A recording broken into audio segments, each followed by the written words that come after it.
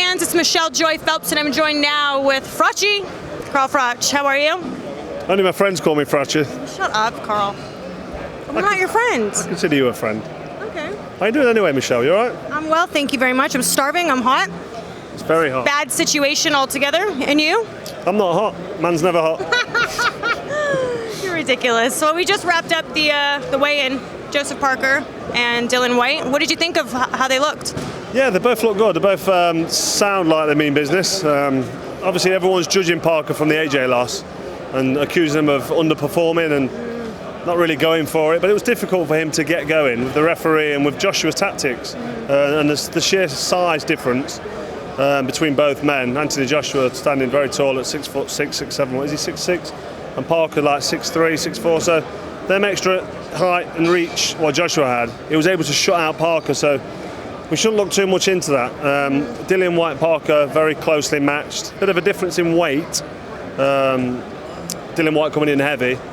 But I don't think it's going to matter. I think the tactics are going to be the tactics, and Joseph Parker can still move at that weight. He's heavier than he was when he fought AJ, but he's still going to have that movement and speed because that's just what he does in the gym. I spoke to him and he just says, I've put some muscle on, I'm a bit heavier, I feel great, I'm still moving, I can still box for 12 rounds. So I expect Parker to box and move, hit and try not to get hit for as long as he can. And if he can coast to well, he won't coast, but if he can get through the 12 rounds without getting involved, without getting tagged or getting in a slugfest, that's what he'll be happy to do. I don't think Whyte will have that privilege, to be honest. I think he's going to have to try and force the fight. I know a lot of people are calling this a 50-50 fight. Would you say it's 50-50? I'd say it slightly favours Parker, just based on 12-round experience with championship level. So, I mean, he's got to be, on paper, the slight favourite, but it's boxing, it's a two-horse race, it's on the night, anything can happen, and in the heavyweight division we know one punch can change everything. But going into this, I'd have to make, and I don't want to make him a favourite, but I have to make him a slight favourite because I want Dillian Whyte to arrive now at heavyweight. I mean, it's brilliant, he's on Sky Box Office, it's a great platform, he's getting all the accolades he's now worked hard for, he's come from nothing. I mean, a lot of boxers have got a tough story because it's a working class sport, boxing. We come from hard places, most fighters. There's very few privileged boxers in this sport, you know. So I'm proud of Dillian Whyte, and I hope he does well. But it's going to be difficult for him. If you had to put your money on one of them, what would your prediction be? Does it go the distance? Does either one of them stop the other?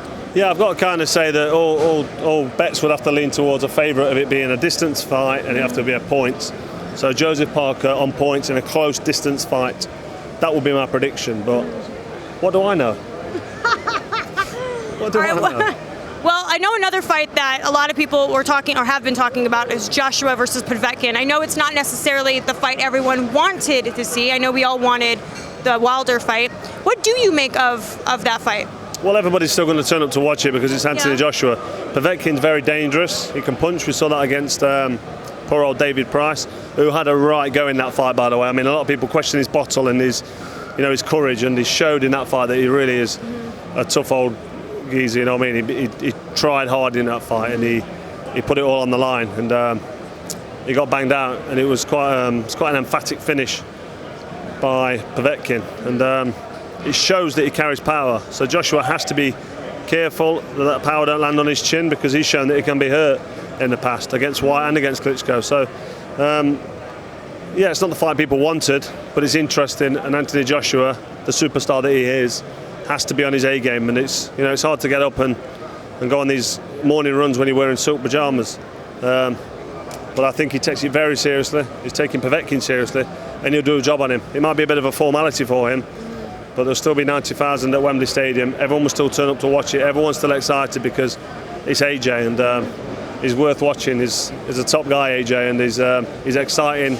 He's a big, strong lump, and he means business. He's got that mentality that not a lot of heavyweights have got. Believe it or not, a lot of heavyweights are a bit scared, and they're a bit worried about, getting involved in scraps, because if they get caught with a shot, they get hurt, it could be the end of them. Lennox Lewis got knocked out a couple of times. But AJ don't seem to care less. It's a fight, I'll go in now, take care of business. And I love that attitude, but I think his confidence comes from the fact that he's got Rob McCracken in his corner, and he trains really, really hard. So who wins that fight in your opinion, Joshua or Wilder? I think Joshua beats him. We're off Povetkin now, are we? Okay, so the Wilder fight. We've skipped to Wilder. Well, that's a close one. That really is a 50-50 fight, and that's down to whether or not Deontay Wilder can get to Joshua early and catch him. If he can clip him early with a shot, or even late, we've seen Deontay Wilder, he still punches hard for 12 rounds. So imagine you've got to put yourself in front of a guy who's 6'6", 6'7", can punch like a mule, can kick, and if that hits you on the chin, you're going to sleep. Now Joshua's going to have to try and evade them punches for 36 minutes, 12 3-minute rounds. That's going to be difficult. I think at some stage Deontay Wilder's going to land. Now it's when he lands, not if he lands, because he will land, and when in the fight it'll be whether it's early or late, how he then responds. How does Joshua take the punching power of Deontay Wilder, and then what does Deontay Wilder do to capitalise on it? We know he's a good finisher. He goes for the finish. When Klitschko hurt Joshua, Klitschko's a little bit gun shy, don't like to go for the finish, he doesn't taste the blood. Manuel Stewart sort of took that out of him after he got banged out by a couple of fighters. Corey Sanders knocked him over quite bad. So he's kind of a safety first fighter, Klitschko. Deontay Wilder isn't. If he hits you and hurts you and tastes that blood, he wants to eat his meal and get it finished. Yeah. So the danger in that fight for Joshua is getting caught by Wilder early on, because it's going to be difficult for him to survive the remaining length of the contest. But Joshua's big enough, strong enough, is game enough, and he's got the experience now over 12 rounds to use his jab and move and put on a bit of a boxing match. And we know he can fight when he gets close. I'm not saying he can't fight and he can't punch, because he can. So when he gets close, I mean, we're in for a great fight, let's be honest. Yeah, I know. But that really is a 50-50 fight. I've got to pick my man Anthony Joshua to win that one, because I just can't pick against him. And that's not biased, that's because I think he'll win. But I can see how Deontay Wilder could cause a really big upset. Yeah. Hey Fight fans, it's Michelle Joy Phelps. If you haven't already subscribed to our YouTube channel, make sure you do so by clicking this icon right here, or else.